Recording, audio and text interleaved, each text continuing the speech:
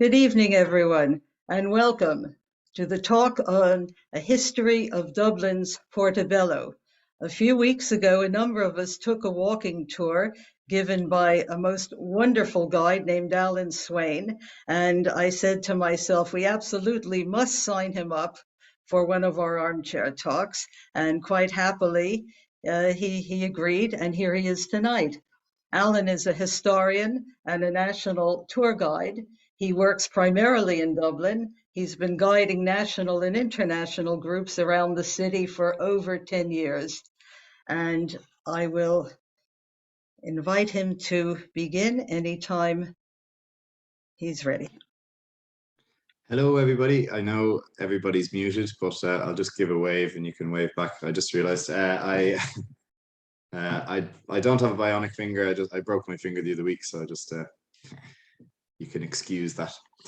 I've run a couple of tours over the last couple of years on Portobello. They've mostly been walking tours, so this will be the inaugural PowerPoint presentation. So I'm going to share my screen with you, and I'll try and go through the general area of Portobello, which, as some of you or many might know, that it was originally known, or it was at one stage known as Little Jerusalem.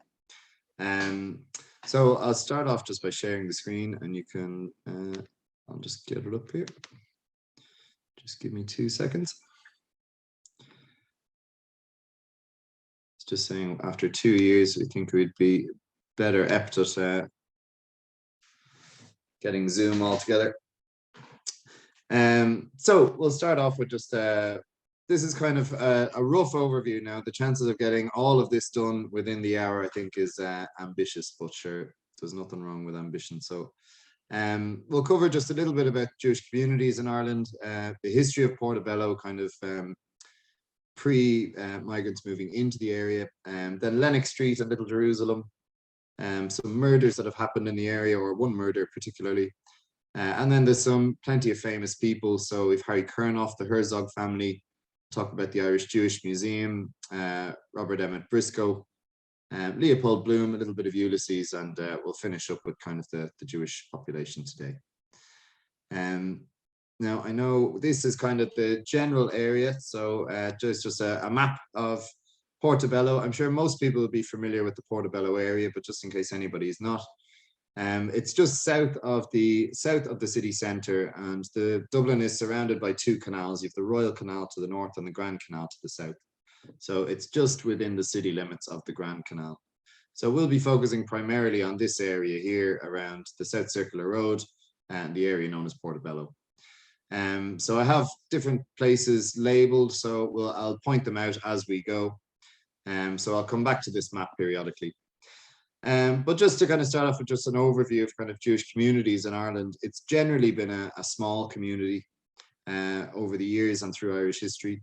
So the first mention of Jews in Ireland is in 1079. There's 5 Jews came from over the sea with gifts to Turlough, who's part of the O'Neill clan, and they were sent back over the sea again, that's in the Annals of Inishfallen. In the 15th century, Sephardic Jews arrived from Spain and Portugal.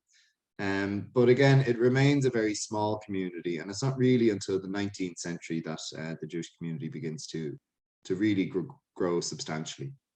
In 1881, you have the Eastern European Jews begin to emigrate due to pogroms following the death of Tsar Alexander II, and Russian-owned territory. Jewish people felt the need to move out. As well as that, there is the 19th century of migration all over the world and people spreading out between Europe and the Americas. So all of those things combine with a growing population here in Dublin. So people have asked me before, has there been a pogrom in Ireland? The brief answer is no, but a technical one might be the Limerick boycott, which didn't turn violent, but it was certainly hostile towards Jewish people living in Limerick in 1904. Then moving on to things like James Joyce's Ulysses, which predominantly features the protagonist, which is a Jewish salesman.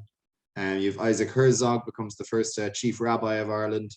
The Jewish population reaches its height at about 5,000. And you've Robert Emmet Briscoe is fundamental to Irish independence movements, the founding of Fianna Fáil, and he eventually becomes the first Jewish Lord Mayor of Dublin as well. So just moving on from there, I'll hopefully this keeps. So for most people who'd be familiar with Portobello as an area, probably one of the most prominent buildings in the area would be this building here, which is the former Grand Canal Hotel, but it's one of the main buildings just as you cross over La Touche Bridge.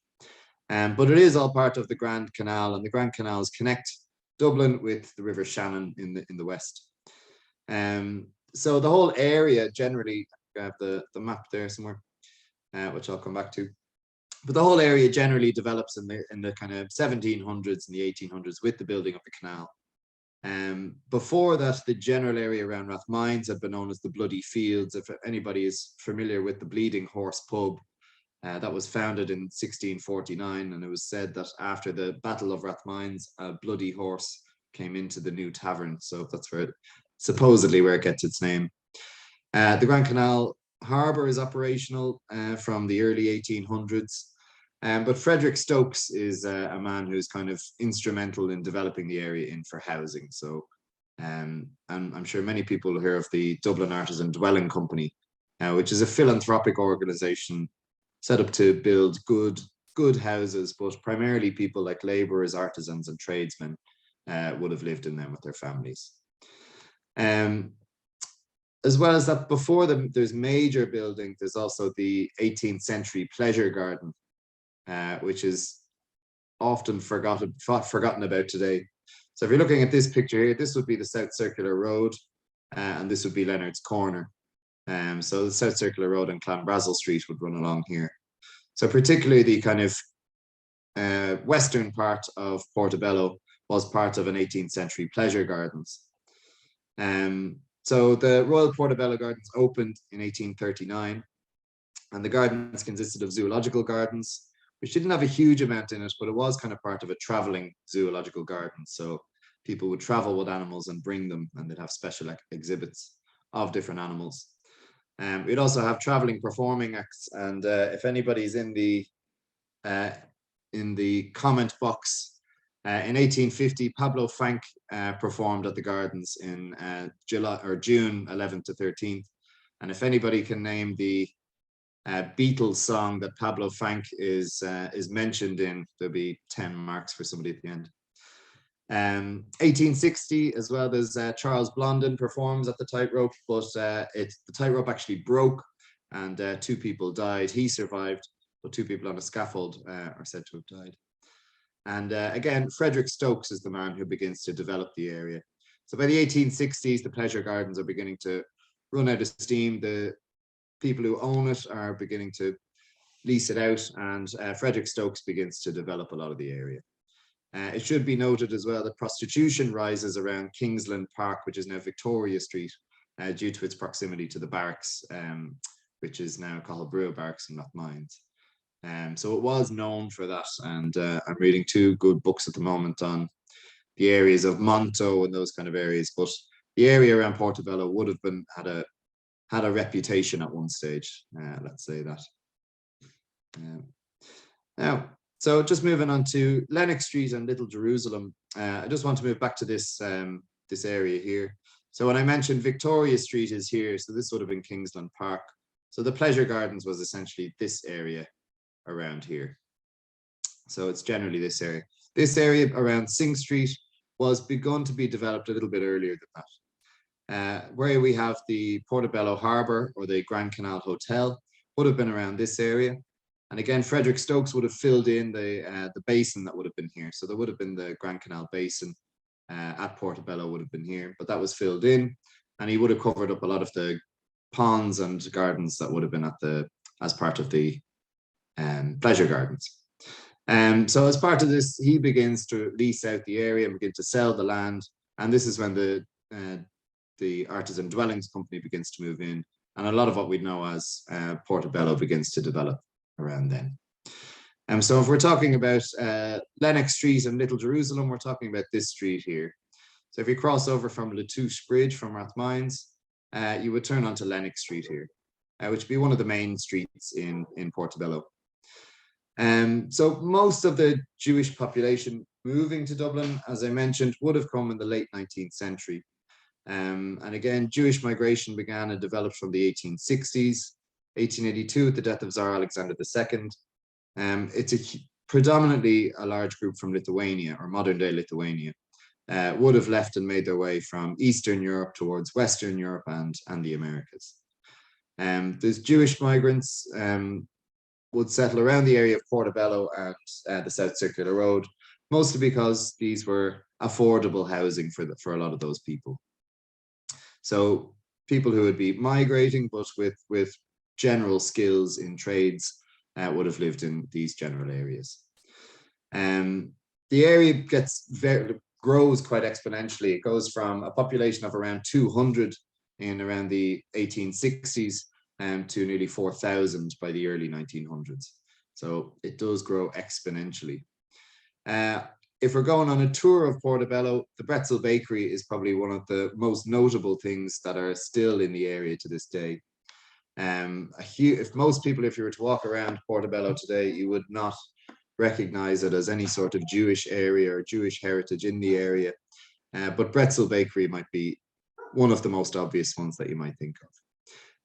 So there was plenty of kosher bakeries, butchers, grocers would have opened up around the 1860s, 1870s, and 1880s in the area. Pretzel Bakery was founded in 1870. And it fell out of Jewish hands in the 1960s. But if you're actually still there today, which it's still in operation, you can actually still see the mezuzah on the doors. You can still see where the mezuzah was, still where the screws were taken out. It's an Irish family, ran it from the 1960s, but they still made kosher bread right up until they sold it in the 2000s. So today it's William Despard owns it. But as far as I know, he only produces challah now. And am I saying that right, Beverly? Challah. No, it's challah. Challah. There you go. You'll all have to excuse my Yiddish. I should have said at the start as well. I myself am not Jewish, but I did study in Stratford College in Rathgar, which is the only Jewish-run school in Ireland. It was a very good school, so that's where would have had a basis in a lot of these kind of. We would have done many a trip down to the Jewish Museum. So the Pretzel Bakery would just be here at just off the main road, just crossing over Latouche Bridge onto Lennox Street.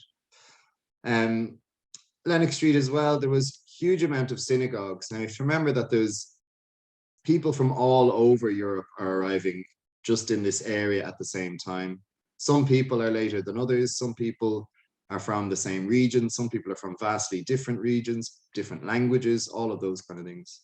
So throughout the 1870s, there's a lot of small synagogues that are related to small communities. So you'll have these kind of micro communities within a larger Jewish community. And so you have these smaller synagogues. So in 1887, the synagogue was established just above number 32 Lennox Street. So I actually have that's the building as it stands today. There's part of the Lennox Street grocers will be here today. And this was the door into number 32. And if there's any eagle-eyed viewers there at the couple of slides back, that is the original window there of this building here. So that is one of the original windows. So it was a Star of David originally. So it would have brought you upstairs and it brought you up into the, which was a synagogue, which catered to about 150 people in its prime. So it was sizable for the area. So Lennox Street is very much a kind of central hub of the Portobello area because it bisects a huge amount of the area. So if we're coming down Lennox Street, we'd have that just here. We'd have the Pretzel Bakery, and then we'd have the synagogue. And then Stammer Street would be a major street in the area as well. So along Stammer Street, there was a murder in 1923. And the murder relates to, there was a real fear in 1923, just after the founding of the state and coming towards the end of the Civil War, or just finished the Civil War. that there's 2 murders within 2 weeks of each other. Now, the first man is Bernard Goldberg, is killed just off Stephen's Green on his way home on the 31st of October. And then 2 weeks later, there's 2 other Jewish men are set upon, and both of them are shot. Now, Emmanuel Kahn is this man who's pictured here. He was shot and he died, but his friend was also shot, but he survived. But there was a real fear that there was anti-Semitism spreading throughout Ireland. So that was just on the corner here of Stammer Street that the shooting took place. Now, it turns out now there was kind of never any full finished inquiry, let's say, but we have for the most part know who the culprits are.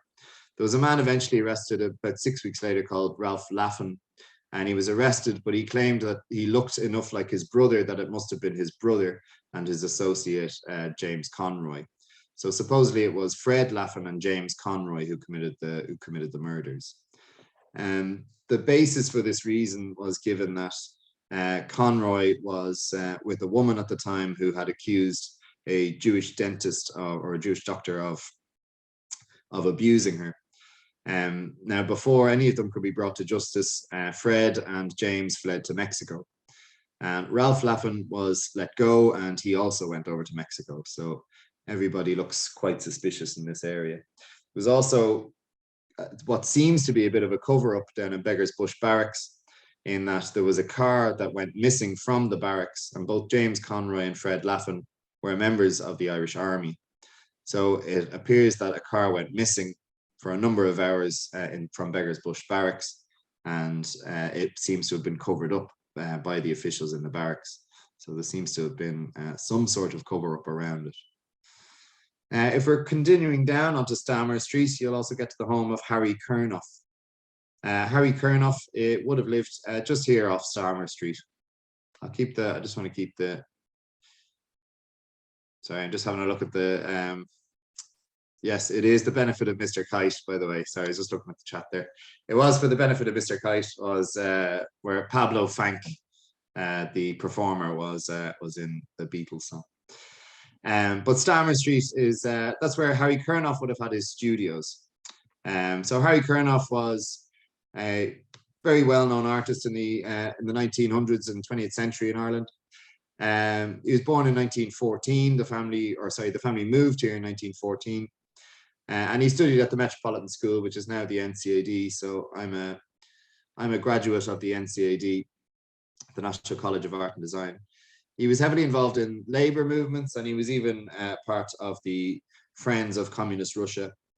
And his studio, as I said, was based at 13 Stammer Street. So he wasn't born there and he didn't grow up there. It was where his studio was. A lot of people might recognize some of his works. He was most famous for his streetscapes and Dublin pubs and people within the pubs. And he would have got a huge amount of contemporaries that he would have painted as well. His style was generally that he liked to get everything done in a day. So he was quite prolific, that he was painting somebody who wanted to get everything done in that day. So he had a huge output of work. So I'll put this one. This is a very well-known painting of his, A Bird Never Flew on One Wing, from 1947. And I'll put it into the chat box again, that if anybody can recognize or see a similarity between this person, or even better yet, if anybody can tell me who it might be. It is a famous Dublin street character, but maybe a lesser known street character for many people. But if you can't tell me who the street character is, maybe you can tell me who it looks like from popular culture. I don't see anybody typing, but okay, if I see anybody coming up. This is it's a portrait of the Toucher Doyle. Thank you, Lydia. That's yes, Mr. Spock. Very good. There is speculation, now it is only speculation, that this painting was the inspiration behind the character of Mr. Spock from Star Trek. Now, heavily emphasis on the word speculation. But I think you'll all agree there is an uncanny resemblance to the character of Mr. Spock. This portrait or this painting hung up in O'Brien's pub on Leeson Street for nearly 30 years. And it was thought that at some stage, maybe some Hollywood executive might have walked in, seen the painting, took note, and this served as an inspiration. So again, I put a heavy emphasis on Leonard Nimoy was Jewish. Well, it's actually not a Jewish character. It's the Toucher Doyle. The Toucher Doyle was a street character from Dublin, so people might remember the likes of Bang Bang or Johnny Forty Coats. This was a guy called the Toucher Doyle, and the name it's not as bad as it sounds. He got the name the Toucher because he went to the horse races where he met King Edward, the King of England, and he asked him if he could touch the king if he gave him £5, and the king obliged him. So that's how he got his name, the Toucher. But as I said, this painting, A Bird Never Flew on One Wing, has become speculative over the last couple of years as to whether it was the inspiration behind Mr. Spock. And then I have two more pictures there. So you have Brendan B in there, painted in 1960. And you have the Jarvey, which is a portrait of Barry Fitzgerald. Barry Fitzgerald, I included that because Barry Fitzgerald, real name William Shields, was the brother of Arthur Shields, and the two of them grew up on Walworth Street, which I think I have here. So Walworth Street is where the Jewish Museum is today, and they grew up right next to where the Jewish Museum is today. So Arthur Shields and William Shields better known as Barry Fitzgerald, but Arthur Shields fought in the 1916 Rising. He fought in the General Post Office, and he was an actor in the Abbey as well. He was present in headquarters during the surrender, and there's an amazing story of Arthur Shields, Barry Fitzgerald's brother, that he ended up in a movie with John Loder in the 1940s, and John Loder was Lieutenant or General Lowe's son, and he's actually pictured next to Patrick Pearse as Patrick Pearse is offering his surrender. So while Arthur Shields was in number 16 Moore Street, John Loder was taking the surrender from Patrick Pearse. And in the 1940s, the two of them were actors, and they both ended up in a movie together called How Green Was My Valley. But Barry Fitzgerald was the brother of Arthur Shields. Barry Fitzgerald's real name is William Shields. But they both grew up in the Portobello area as well. And then just moving on to the Herzog family, which would probably be probably the most famous family from the entire area. So their home is just on 32 Bloomsfield Avenue. So again, I'll just cover what we've done already. So we have the Pretzel Bakery is just here. The murder of Emmanuel Kahn just happened at the corner of Stammer Street and Lennox Street. You've Harry Kernoff's studio is just down here, and you have the synagogue on Lennox Street was here as well.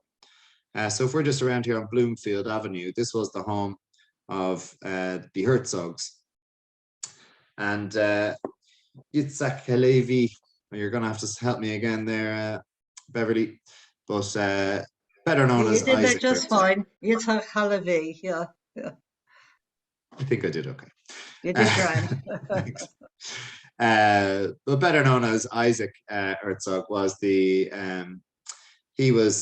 became the first chief rabbi of Ireland after becoming the chief rabbi of Belfast from 1916 to 1919, and the first chief rabbi of Ireland from 1921, arguably 1922 to 1936. He was a supporter of Irish independence as well as a Zionist, and he would earn the nickname as the Sinn Féin Rabbi. Carvel O'Dálig, who a lot of people might remember as the Thundern Disgrace, was also a childhood friend of his. He would also become the Ashkenazi. Am I saying that right? Ashkenazi. See, this is why I need you here. He became the chief rabbi of the British Mandate of Palestine, and he would spend the rest of his life in that area. And his son would go on to Chaim Herzog would go on to become the 6th president of Israel. So he was born in Belfast in 1918, so just before his father moved down to Dublin. But as I said, they lived here in Dublin for quite a while. So he was born in Belfast. His mother's name is Sarah Hillman. and he spent most of his younger years on Bloomfield Avenue in Portobello, and eventually he would make his way over to British Mandate Palestine with his father, where he joined the Haganah, where he'd fight in the British Army in the Second World War and became a major general. And he would go on as an ambassador for the EU or for the UN in 1975. And again, he's the 6th president of Israel. And I'm sure you all know that his son, Isaac Herzog, is the current president of Israel. So they have a very good heritage, all going back to Portobello. Now, Isaac was born in Tel Aviv, but he has risen the ranks of politics in Israel and is currently with the Labour Party. He's the president there.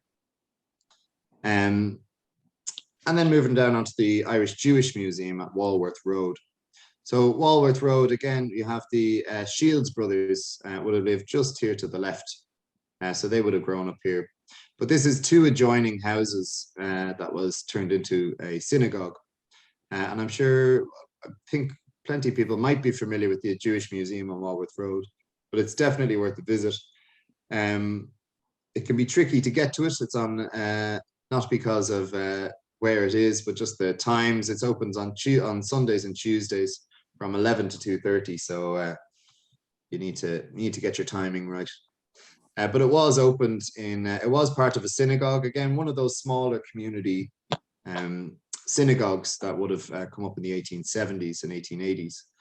The museum is built in with all of the Jewish heritage within Ireland, as well as its impact around. I felt like I had to include Raphael Sheev, who anytime I had gone, I know he died in 2009, but anytime, as I said, I was in Stratford College in Rathgar, anytime we went to the Jewish Museum, he was definitely the first person you would have met as you came into the museum. So he was instrumental in founding the museum and was a founding member of the Association of European Jewish Museums as well. So he was, now it is run on a voluntary basis, and you can book in on tours there in groups. So maybe that'll be another one for you at some stage. But it is a very interesting one. Somebody that's normally doesn't get a look in on this tour just because it's on Portobello, but I'm sure most people, one of the most famous Jewish characters in Dublin would be the man on the bridge, was Abraham Feldman. Now, he was probably known better to most people as Arthur Fields, but his family had originally moved from Ukraine, actually, again, in the same circumstances at Russian-owned territory that people fled. Now, he was born in the early 1900s, but they changed their names from Feldman to Fields because of anti-Semitism. But he was known to most people as the man on the bridge. So I'm sure plenty of people might know the man on the bridge. He used to take photographs on O'Connell Bridge from the 1940s, 50s, 60s, 70s, 80s.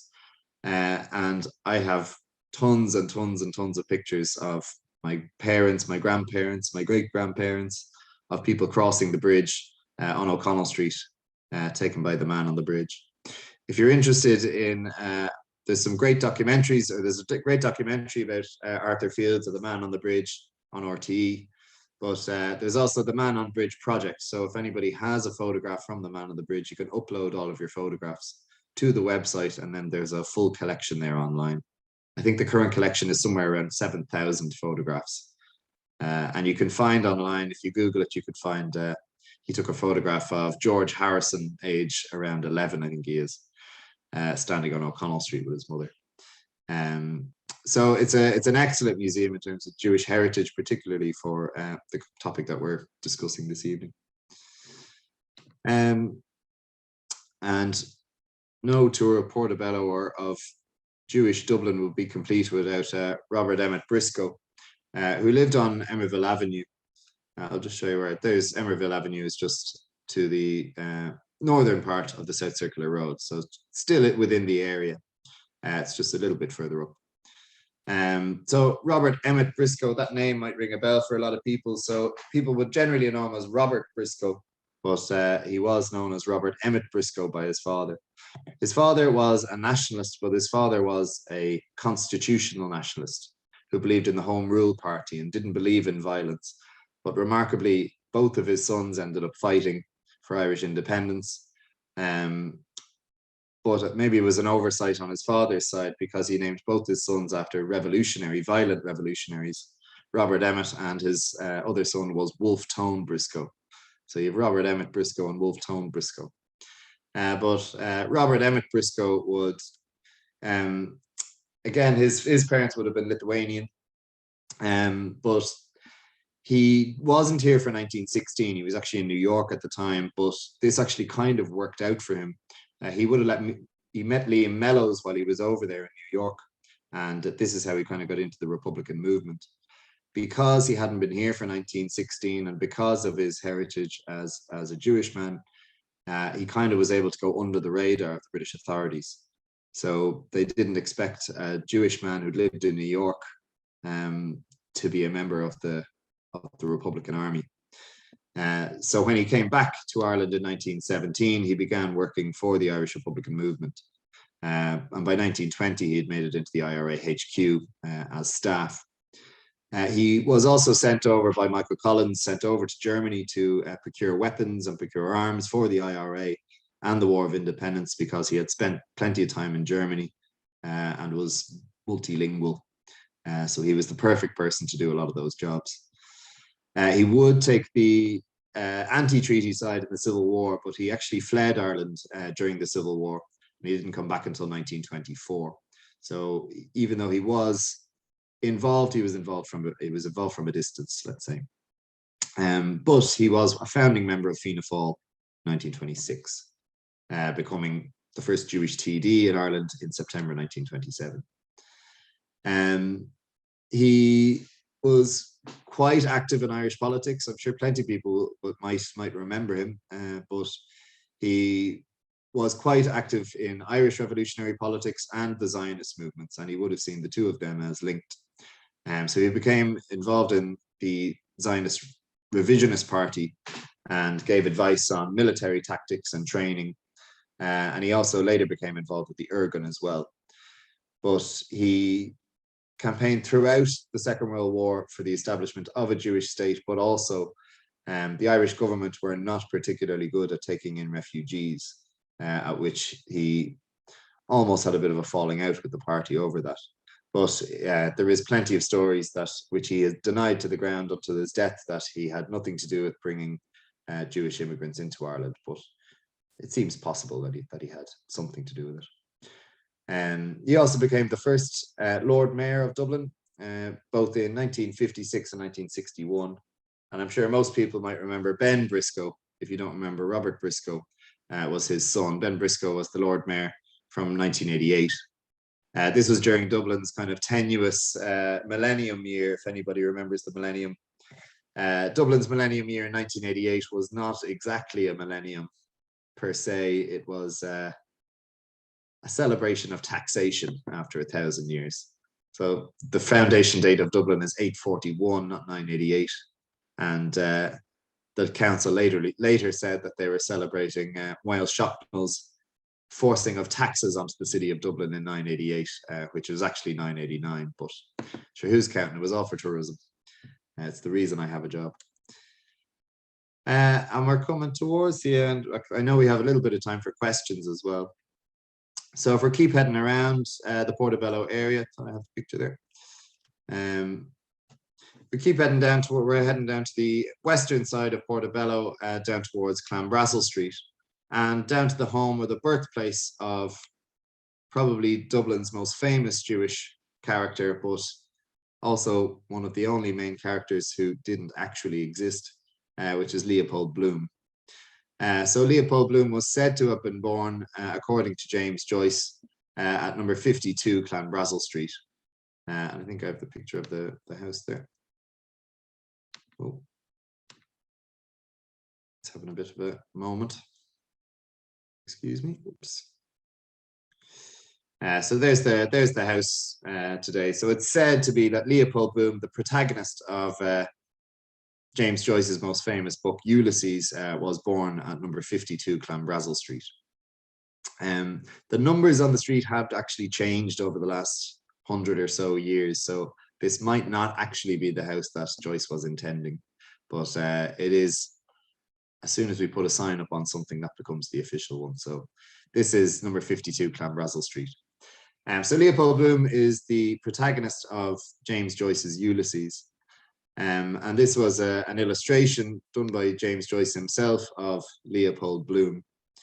So this year is a momentous year in that it's the centenary of the publication of Ulysses.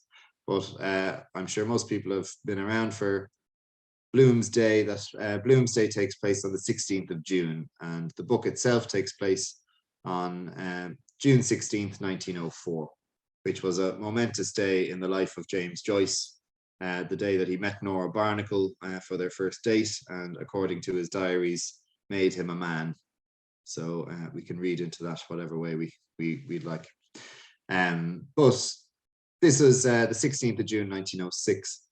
So the big question is particularly around the novel as to why Leopold Bloom was Jewish. In considering how small the population of Jewish Dublin was, what was the meaning of making the main protagonist of the book be Jewish? And one of the episodes called the Cyclops, we have the citizen is a character within Ulysses. And the citizen enters an argument with Leopold Bloom around nationalism and asking where does he really fit in a new nationalist independent Ireland, suggesting that just because that he's Jewish, therefore he can't be Irish. And Leopold Bloom comes back asking, well, he can be just as much a part of it as anybody else. And this is probably Joyce trying to work through a lot of his own feelings. We have to remember that the publication was in 1922, and he'd been writing throughout the revolutionary period from 1916 onwards. So I'm sure there was plenty of questions in Joyce's mind as to what this new independent Ireland might look like and who it fit. As I mentioned earlier on, Emerville Avenue also was home to Stanislaus Joyce, which was James Joyce's mother and father lived within that community as well. So he would have been quite familiar with this area. So it's an interesting take on it. I'm also very conscious, just before we wrap up, that throughout this, we always have a tendency to focus on the men in history. So I thought I'd intercede with a few Jewish women in Irish history. So Estella Solomons was a major member of Cumann na mBan. She joined in 1917. As did a lot of women in the Irish Civil War, took the anti-treaty side, and she would have taken a lot of people in and hid them from the Free State forces. But she was in herself a painter and another graduate of the Metropolitan School of Art. So she was quite a prolific painter in her day as well. And Etty Steinberg, I'm aware that I also haven't mentioned the Holocaust and the Second World War throughout this. But Ireland we didn't take in huge amount of refugees, and the policy of the government really was not to. But there is one recorded Irish person to have died in the Holocaust, which is Etty Steinberg and her son.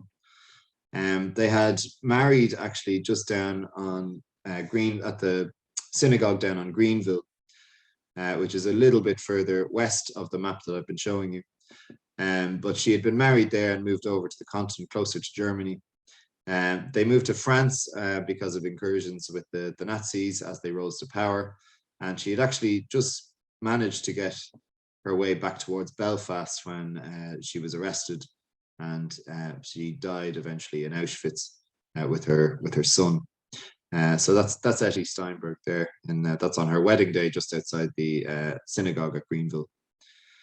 And then you've Ellen Odette Bishkofsheim. Again, I hope I said that correctly. Beverly's going to help me out.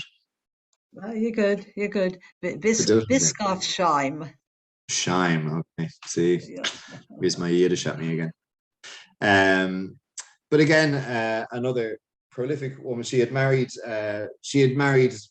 quite well. So she was married to an earl down in County Kilkenny, and she was heavily involved in Irish philanthropic kind of ventures. She set up a huge amount of the Carnegie libraries. If anybody's around the Ballsbridge area, she would have huge influence in those kind of areas. So I just felt to be important to mention a few Jewish women as well, in that I know there's always a tendency to focus on the men. So I think I'm going to pass it back over to Beverly, and I'm going to move back over to the map for anybody who might have some questions.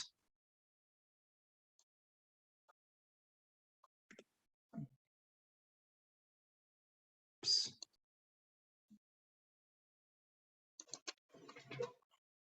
Yeah, do you want to keep your screen open, shared, Alan, or do you want to go into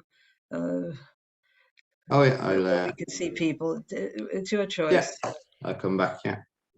Oh. Yes.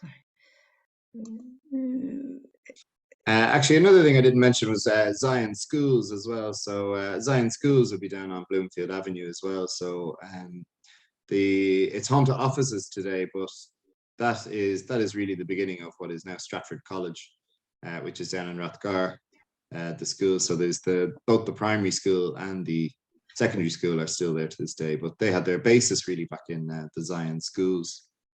Yeah, Michelle pointed out that stumble stones have recently been set outside the primary school on Denore Avenue, in memory of Eddie Steinberg. That is, yeah. Ah, very good. Yeah. Oh, very good.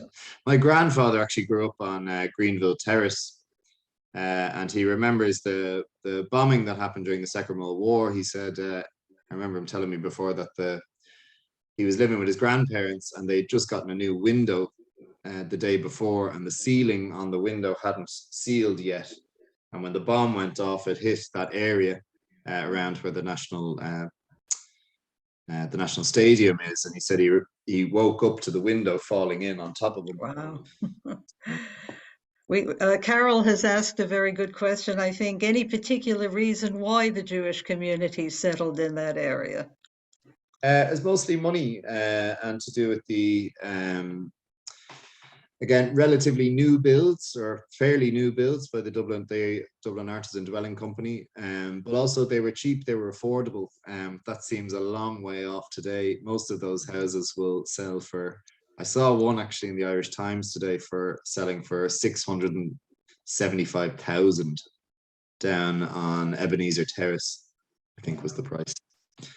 So a lot of what are quite small houses with no gardens, a lot of those houses were built for poorer communities as social housing. So I'm sure the Artisan Dwelling Company would be having a great laugh at seeing the prices that some of those houses are selling for today. One thing I'll mention, I'm sure you know this, Alan, but why? Okay, they might have picked that area because it was affordable, but why so many settled there together? If you're an observant Jew, you're not allowed to take any sort of transportation on the Sabbath. So you need to live within walking distance of your synagogue. So once a community springs up and they establish their synagogues, then people all move into the area within walking distance of the synagogues. I just see Carol. Any particular reason why the Jewish community? Oh, sorry, there was who started up open the museum.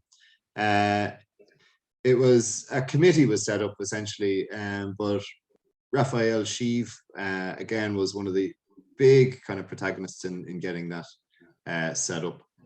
Now it's still a voluntary. It's still run on a voluntary basis, and they do get funding from the Heritage Council and from the Department of Culture, but they had plans a couple of years ago to expand the Jewish Museum, but I think it's come into a few stumbling blocks with the local community, and I think there's a couple of problems there. So I'm not sure if it's dead in the water or if it's just taking longer time. I'm not entirely sure, but there is plans to expand, and even on the website they still have the plans there. So I think the plans are still hopeful to get up and running. Yeah, I've set it so that people can unmute themselves. So if you have a question you'd like to ask Alan directly, I see Owen has one. Please go ahead and do Yeah, that. go ahead on.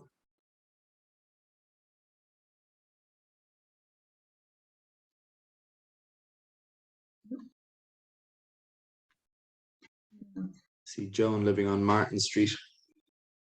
Very good.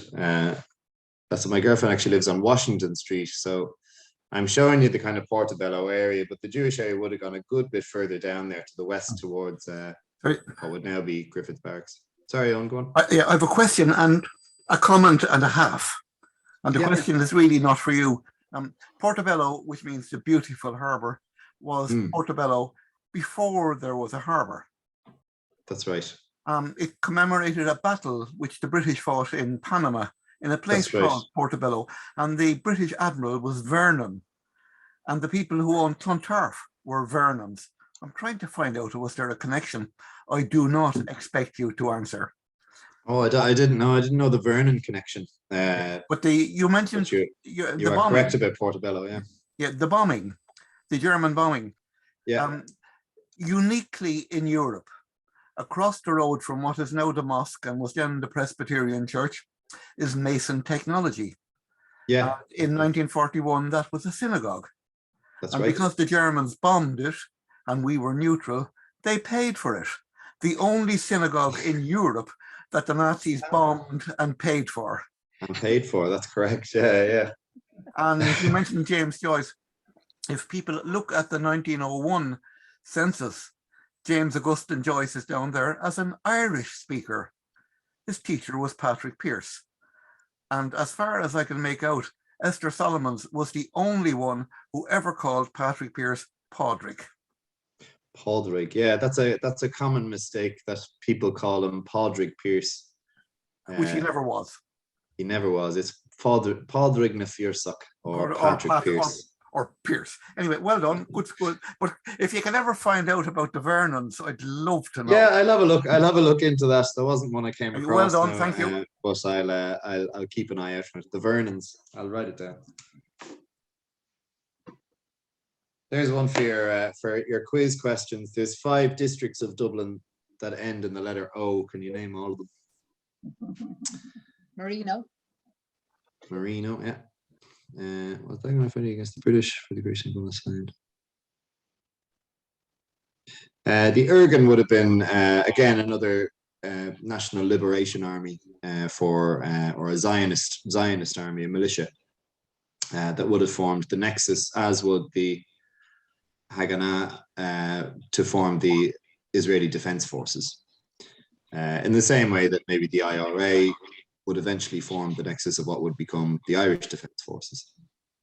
Yes, if you don't mind my mentioning it, it's the Irgun. The Irgun, my apologies. It's okay.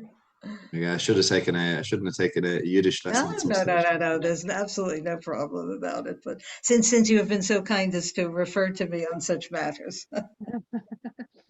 Sorry, was the question? I don't know exactly.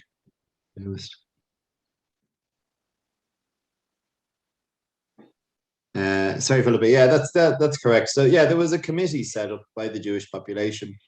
It was set up. That synagogue ran out of use, kind of by the 1940s, 50s, and it was left for a long time derelict. But largely, the reason for this is that as people began to move up, again, the Portobello area was originally for kind of social housing for people on lower incomes and particularly immigrants who would have had trades. So even if you go down on Capel Street, I actually think it's part of Wetherspoons now, you'll see the tailors and weavers union is down there. But the reason that it's so close to Capel Street is because a lot of the Jewish families would have been closely associated with tailoring. And in fact, if I'm not incorrect, I think the Copeland family, Louis Copeland, is originally the Kaplan family. And it's just around the corner from the Bristol. Yeah, that's right. Yeah. So yeah, sorry. So by the 1940s, 50s, by the 40s, just after the war, a lot of the Jewish population begin to move out of the area. Either a lot of people would have gone to Israel or began to just leave Ireland. But as well as that, a lot of people began to move up as well. So what was social housing at one stage, people begin to move up economically and then move out further into the suburbs to bigger, nicer houses. So the areas around Rathgar, Terenure, Rathfarnham, those would have bigger Jewish populations today, but it is much more spread out than it would have been at the time of, say, Little Jerusalem. Population of Jewish Ireland today is somewhere around 2,000, I think. I think it's a bit more lately, ever since the influx of people to the high-tech companies. Yeah, Quite so that's a large correct. Yeah, proportion of them are Jewish. Yeah. yeah. But Cork now cannot have a minyan. There are no longer 10 adult male Jews in Cork. Oh, there you go. And they have to import them from Dublin if they want a proper Jewish funeral. So I just Yeah, see the former Anya Lord nailed them Mayor, all there. Well the, done. the, the former Lord Mayor of Cork, Gerald Goldberg, a Jewish man. His son David Goldberg is a member of my synagogue. He's a prominent member of the Dublin Jewish community. Oh, very good. Yeah.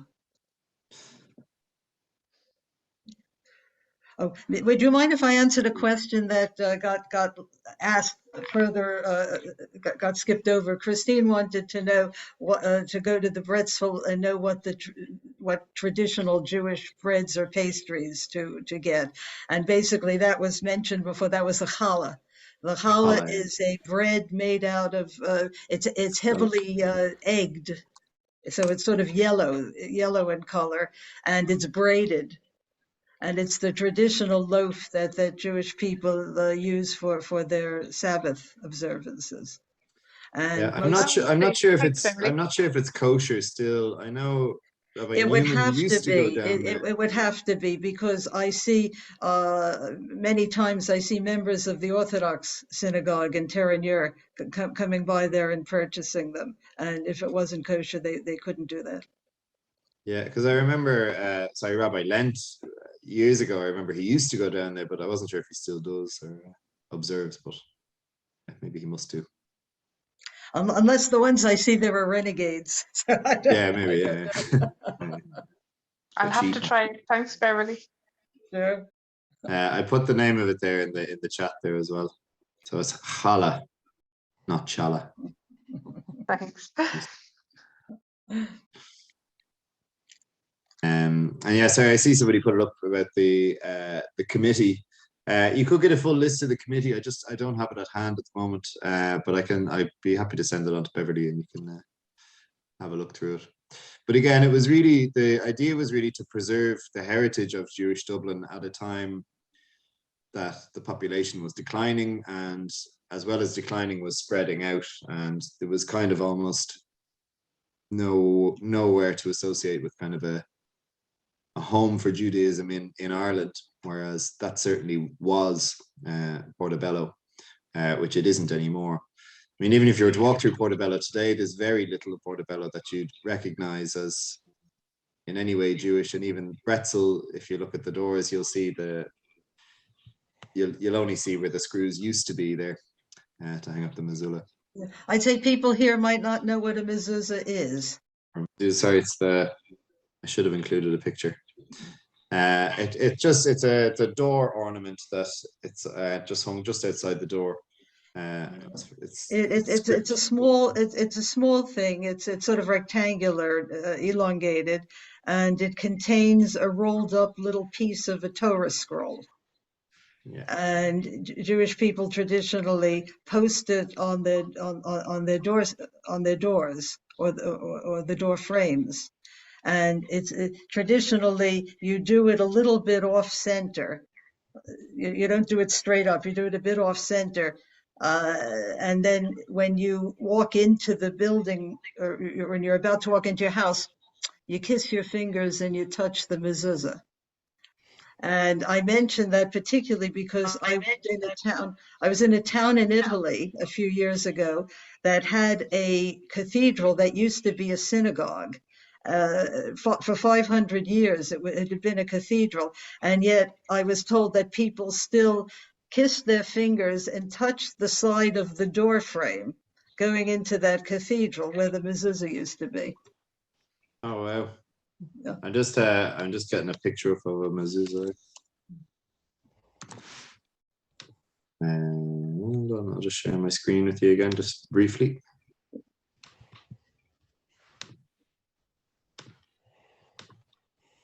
That's a mezuzah there. Yeah, so it's always just kind of at a slight angle on the door. I just have underneath that as well, like just the decline of the Jewish population again. Yeah, it has spiked a little bit, mostly because of multinational corporations. That we do have a little bit of a bigger Jewish population than we did. But the population peaked at around 5,000. I'm just going to pop that up there as well. If anybody would like to review, that would be great as well. You can just scan that QR code. But, I'm still open for questions if anybody's like.